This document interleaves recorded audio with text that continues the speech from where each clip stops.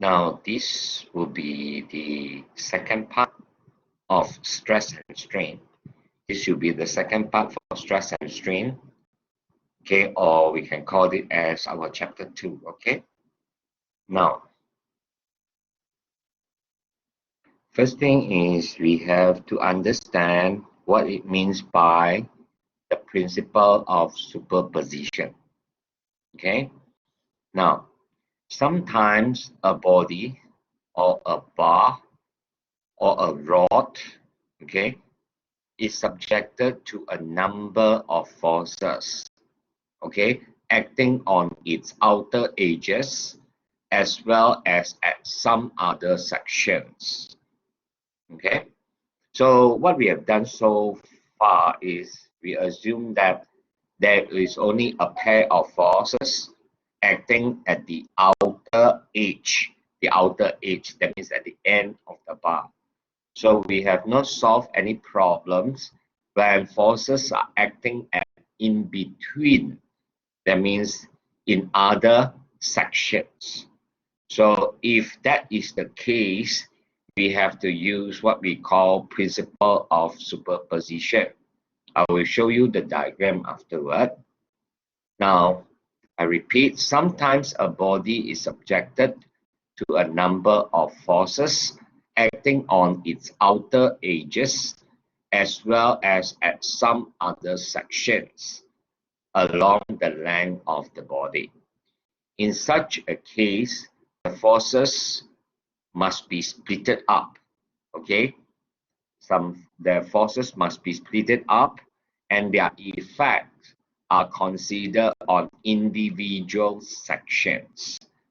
The resulting deformation of the body is equals to the sum, the algebraic sum of the deformation of individual sections. Now, what does that mean? Okay, so now see here, if you want example of a bar, okay, we call this as varying section bars, or sometimes you might have a uniform bar. Okay, so we call this as a varying section because section 1, section 2, section 3, they are having different cross section. Okay, so when do we apply principle of superposition? So now you see, okay, this bar here we have length L1, L2, and L3. So we have a force acting here at the edge of this bar here on your left hand end. The force here is F1 or P1, let's say. And then you have another force acting at this section here. Okay, maybe you can call it as section B. This maybe you can call it as section A. So that is the forces are acting within, that means inside the bar. Okay, so let's say this is section B. You have a force of P2 or F2. And then let's say you have a force of P3, which is acting towards the right, or P3. And then you have P4.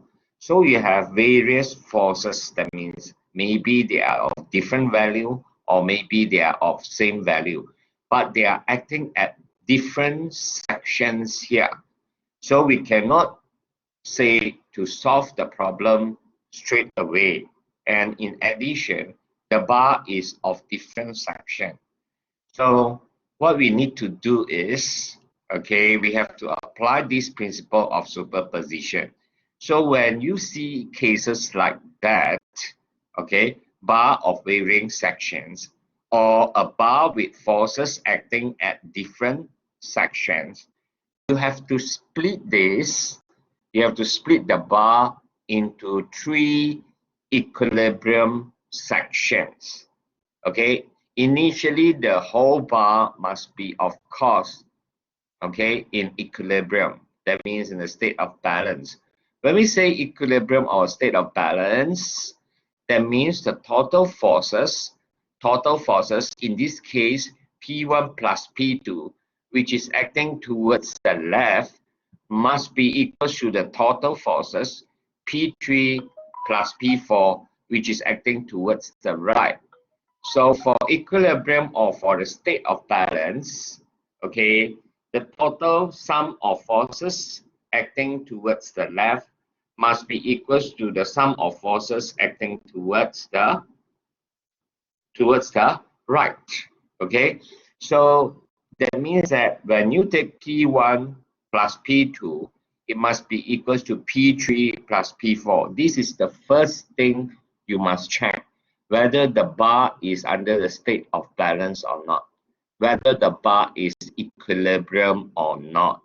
Okay, if the bar is not equilibrium, that means if let's say this plus this force, P1 plus P2 is 3 kilonewton, whereas P3 plus P4 is 5 kilonewton. So then you cannot do. Okay, you cannot do applying this principle. So that is why first thing is you must check when P1 plus P2, that means all left-hand forces. That means all forces acting towards the left.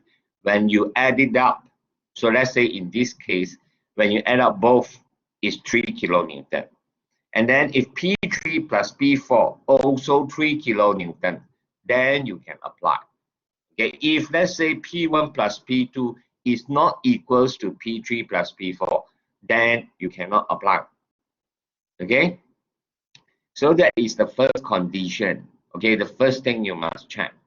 Then the second thing is, now here you have 3 different sections, or you have forces acting at 1 section here, 2 section here, the section C maybe, and the section D.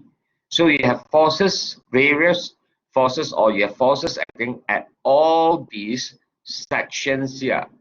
So which is not common, okay, which is not common. Then in order to solve it, you must apply this principle also.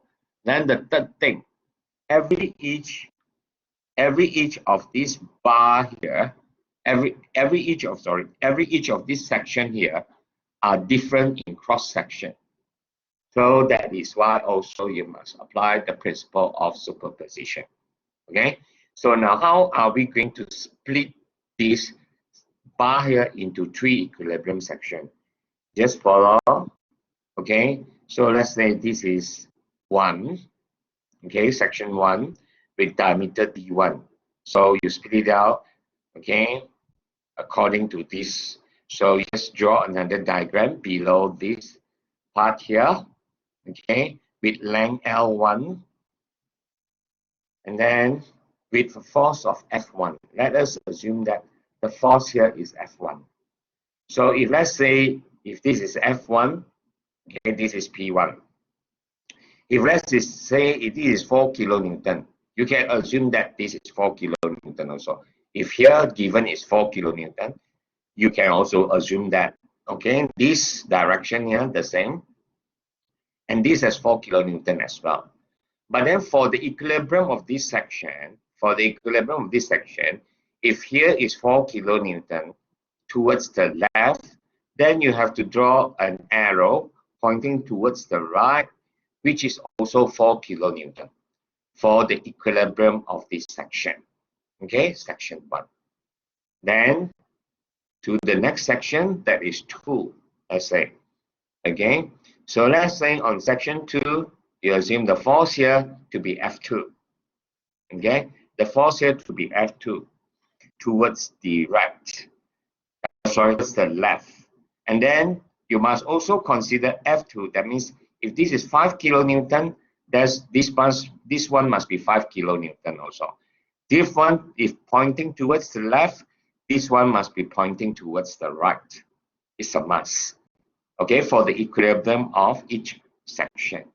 Then to the third part, okay, so you have split the bar into 3 parts. Okay, 3 parts, part 1, part 2, and part 3. Then let's say here you have F3, then you must have this as F3 also. If this is pointing towards the left, then this one must be pointing towards the right. Okay, so and then the next thing is your F1 and your F2. If your F1 or your F2 minus F1, in this case, F2 minus F1 must be equals to this P2. Okay, and F2 minus F3 must be equals to this P3 here. So that is the condition of, that is what is principle of superposition. Then you can find the total deformation by by counting or calculating the deformation of each section. Let's say section 1, you can calculate the deformation of section 1. Then you can calculate the deformation of section 2. Then you can calculate the deformation of section 3 individually. Then to find the total deformation, you just simply add up the deformation of section 1 with deformation of section 2 and with the deformation of section 3 in order to give you the total deformation. Now, the first thing, what is deformation? So this will give you the total deformation. So deformation of section 1, you can calculate the deformation here individually based on section 1, part 1, sorry. And then the deformation of part 2 and the deformation of part 3. Then you just simply add it up to find the total deformation of the whole bar. So how to find this deformation of 1, 2, and 3? So remember, we know that stress equals to force over area. And Young's modulus is equals to stress over strain. And strain is equals to deformation over original length. This deformation here can be considered as changes in length, this deformation here can be considered as changes in length when you refer to this as length. So just manipulating these three equation or these three formula here in order to get something like this. But in this case, we need deformation. So change this to be the subject. So bring this over and bring E over. So you have deformation as the subject, which is equals to force times length over area times the Young's modulus. So each section, so x1, then you have f1, l1, a1, e1. If for x2, then you have f2, l2 over a2, e2. If section 3, then you have f3, l3 over a3, e3, like that. Okay, so then after finding out every deformation of every part, then you add it up, then you get the total deformation.